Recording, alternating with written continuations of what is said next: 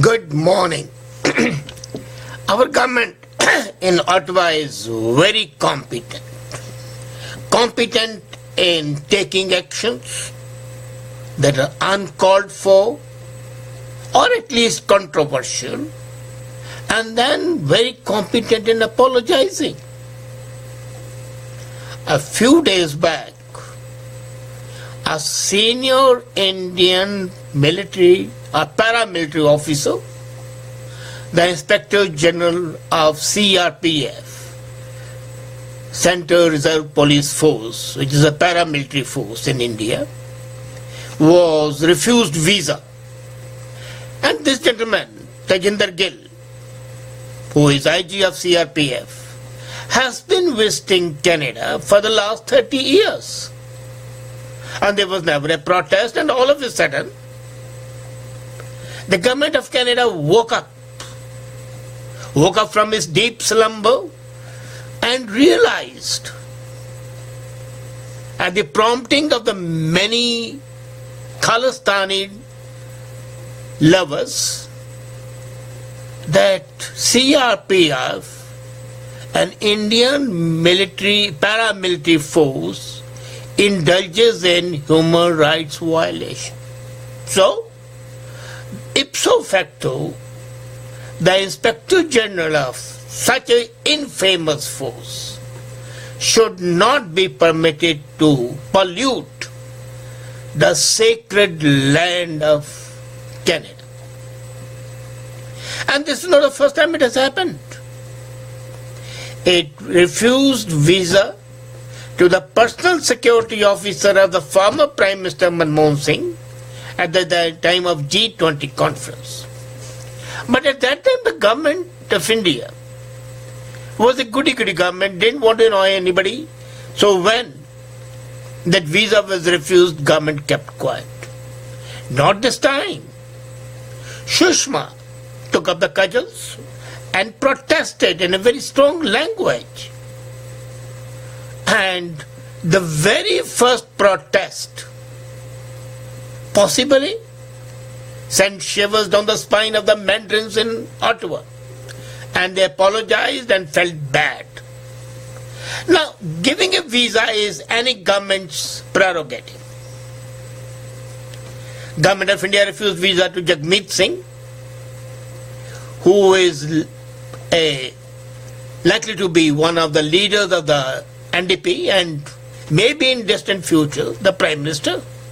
Of course, he will be contender for the Prime Ministership in case he wins the leadership race and continues to ensure that the NDP doesn't lose in 2 consecutive federal elections.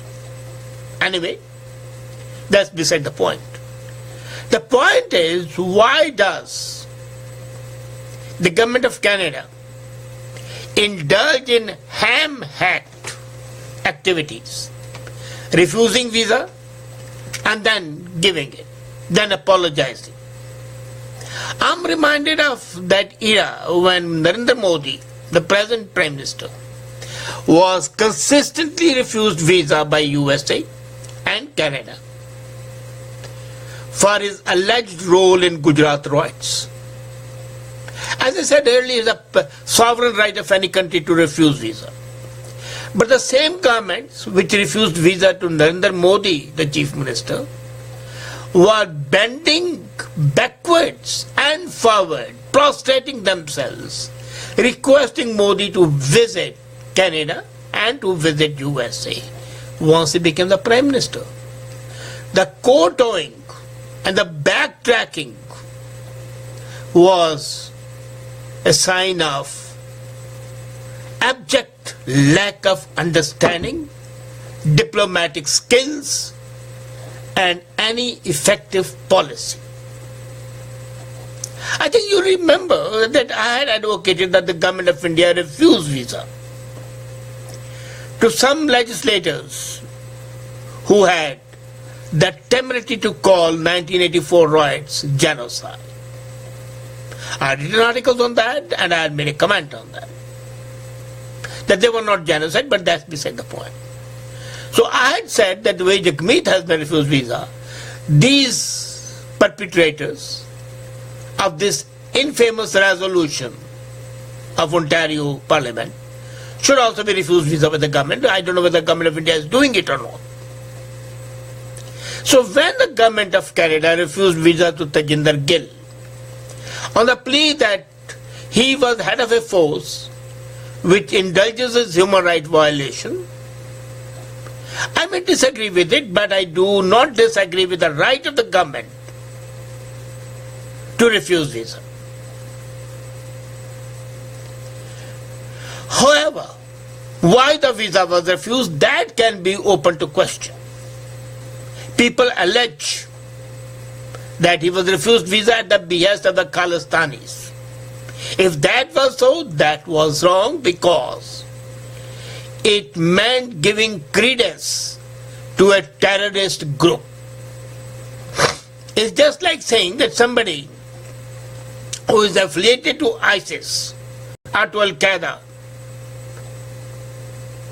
should not be given visa, and should not be. But is CRPF terrorist organization?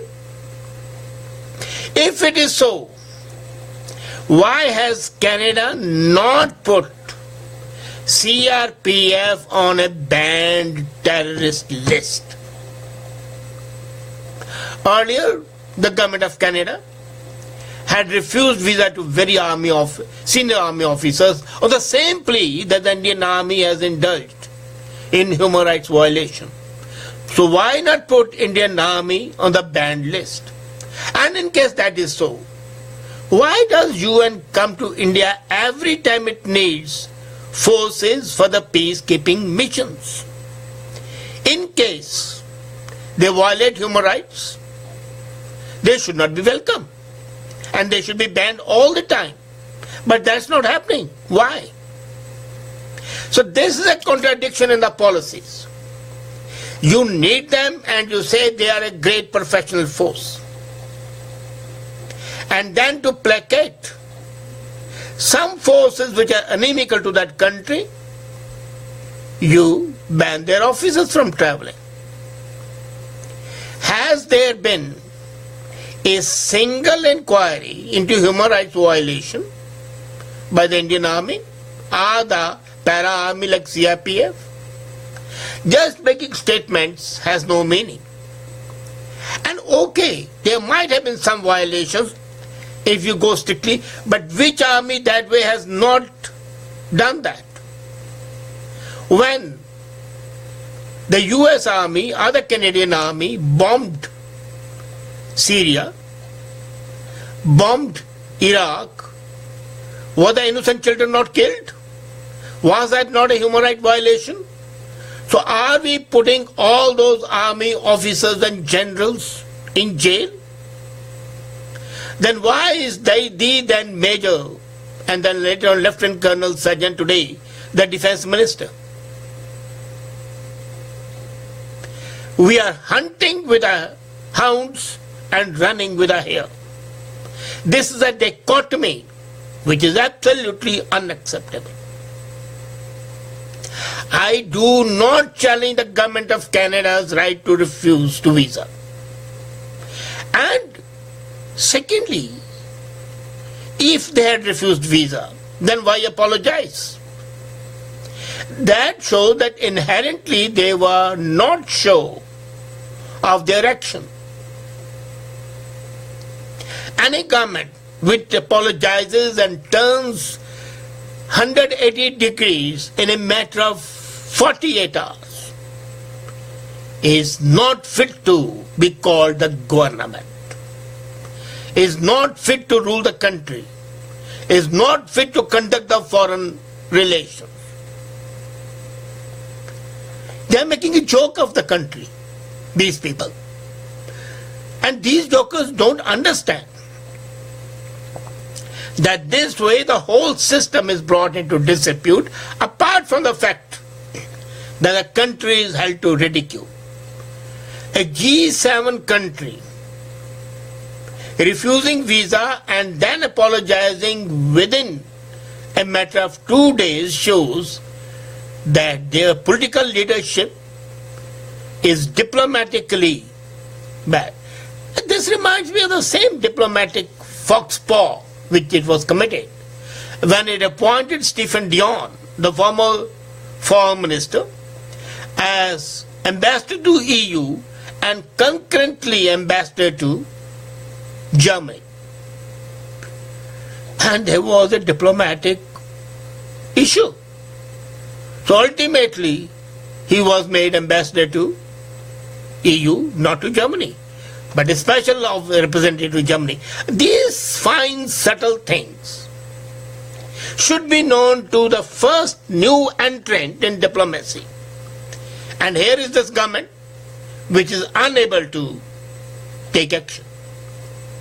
And when it takes action, it injures its own toes. Now coming to the facts, in case CRPF, our Indian Army, had ever indulged in human rights, then either that organization should be put on the banned list and the terrorist list. And if not, that means that the organization or the army or CRPF are not ipso facto guilty. There might have been some people, some officers who have been guilty of human rights violation.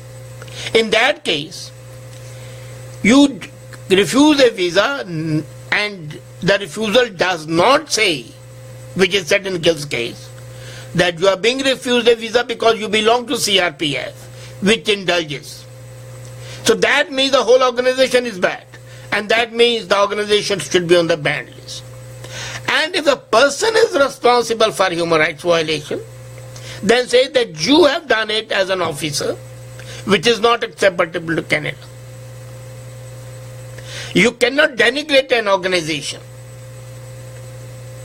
and refuse visa to an individual being part of that, until and unless you put it on the terrorist organization's watch list. And if you refuse a visa to an individual, point it out that he is being refused in individual capacity.